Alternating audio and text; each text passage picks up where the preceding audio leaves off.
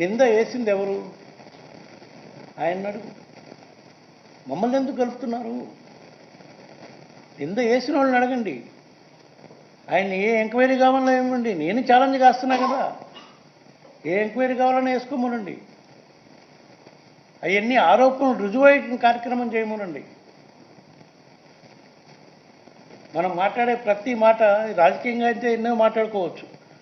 ఇది తిరుమల పవిత్రతకి సంబంధించింది, భక్తుల మనోభావాలకు సంబంధించింది. అది కొంచెం ఆలోచించుకొని మాట్లాడాలి అని చెప్తున్నాను. నేను కూడా ఇంక రాజకీయంగా చాలా మాట్లాడవచ్చు. చంద్రబాబు నాయుడు గారు మతి భ్రమించింది, లేకపోతే కృష్ణా అదేంది వారధి బోటుతో బుద్ధి వైసీపీ వాళ్ళు పడేయాలనుకుంటున్నారు, అవన్నీ మాట్లాడుతున్నారంటే ఆయన మైండ్ సెట్ ఎట్లా ఉందో అర్థం చేసుకోవచ్చు. ఇప్పుడు ఇది చూసినాక ఇంకా పూర్తిగా అర్థమవుతుంది. అవన్నీ మాట్లాడదలుచుకోవచ్చు. ఎందుకంటే ఇది చాలా తప్పు ఆయన మాట్లాడింది. ప్రజల మనోభావాలకి, భక్తుల మనోభావాలకు సంబంధించిన అంశం కాబట్టి దాని వరకే నేను రియాక్ట్ అవుతాను.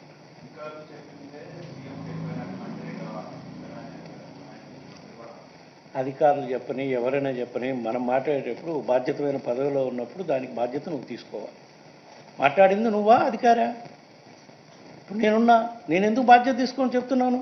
నేను 4 సంవత్సరాలు చైర్మన్గా ఉన్నా కాబట్టి నేను బాధ్యత తీసుకుంటున్నా. ప్రూవ్ చేయండి అని చెప్తున్నా కదా. ఇటువంటి నీచమైన కార్యక్రమం తిరుమల తిరుపతి దేవస్థానంలో మా ప్రభుత్వం అధికారంలోకి వచ్చినాక ఎప్పుడు జరగలేదు. 5 సంవత్సరాలు ఛాలెంజ్ కాస్తున్నాను నేను. చంద్రబాబు నాయుడు గారిని రమ్మనండి, రుజువు చేయమనండి. ఆయన అధికారంలో ఉన్నాడు. ఏ ఎంక్వైరీని వేసుకోమనండి. కూటమి ప్రభుత్వం, ఢిల్లీలో కూడా వాళ్ళది ప్రభుత్వం, ఏ ఎంక్వైరీని వేసుకోమనండి. మేము రెడీగా ఉన్నాం. లేని పక్షంలో మేము న్యాయ పోరాటానికి సిద్ధమవుతాం తప్పకుండా. ఎందుకంటే 2 కారణాలు, రాజకీయ లబ్ధి కోసం కాదు, తిరుమల పవిత్రతను కాపాడటం కోసం మేమెంతా మెరుగ్గా సేవ చేశాం. అదేవిధంగా ప్రపంచవ్యాప్తంగా ఉన్న హిందూ భక్తుల మనోభావాలు దెబ్బతినే కార్యక్రమం జరుగుతుంది కాబట్టి దీన్ని తెలియజేయాల్సిన అవసరం మాపై ఉంది. దానికోసమే న్యాయస్థానానికి పోయి కేసేసే కార్యక్రమం కూడా చేస్తాం. అవసరమైతే డిఫమేషన్ కేసు కూడా వేసే కార్యక్రమం.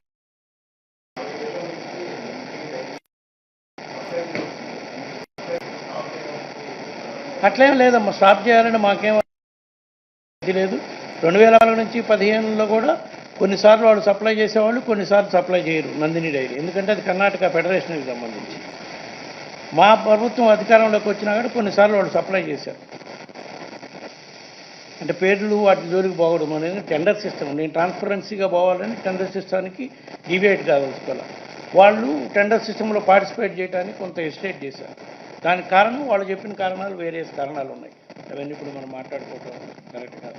బట్ సప్లయర్స్ ఎవరు అనేది కాదు, మనకి నాణ్యమైన గీ వస్తుందా రాదా, నాణ్యమైన గిలి సప్లై జరుగుతుందా లేదా.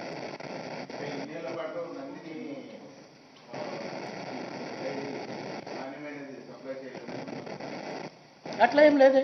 నేను టెండర్లో పార్టిసిపేట్ చేస్తే తీసుకోవడానికి మేము రెడీగానే ఉన్నామని చెప్తున్నాను. వాళ్ళు టెండర్లో పార్టిసిపేట్ చేయలేదు. 1-2 సార్లు పార్టిసిపేట్ చేశారు. మా ప్రభుత్వం వచ్చినప్పుడు కూడా కొన్నాళ్ళు సప్లై చేశారు. మేమేం వాళ్ళని టెండర్లో పార్టిసిపేట్ చేయొద్దని కానీ బ్యాన్ కానీ ఏం చేయలేదు. కాకపోతే మిగతా సప్లైర్స్తో కంప్లీట్ చేయలేకపోయారు కొన్నిసార్లు.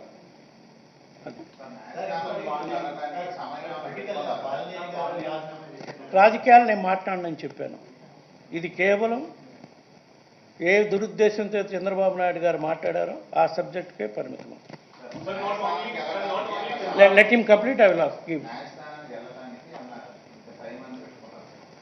చూద్దాం, ఇమీడియట్గా ఆ కార్యక్రమం కూడా చేస్తాం. ఎందుకంటే లేట్ కాకూడదు ఇట్లాంటి విషయాల్లో. ఎందుకంటే భక్తుల మనోభావాలకు సంబంధించిన విషయం కాబట్టి. ఎందుకంటే రకరకాలుగా ఫోన్లు చేసి అడిగేవాళ్ళు, వాళ్ళందరికీ కూడా మనం సమాధానం చెప్పే కన్నా డైరెక్ట్గా కోర్టుకు వెళ్తేనే better. Right.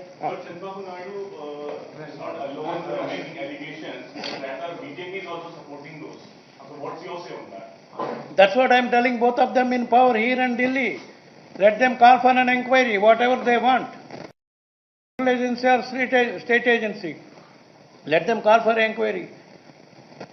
I am ready to face. We are ready to face. Otherwise, we will go to the court. Would you say it's going to be divided rule politics they are playing? Not divide rule, it is to divert their failures they were planning to do. It has been completed almost 100 days.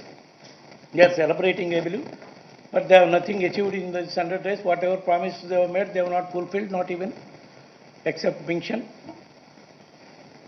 That is the reason they are trying to divert the issue like this. Thank you.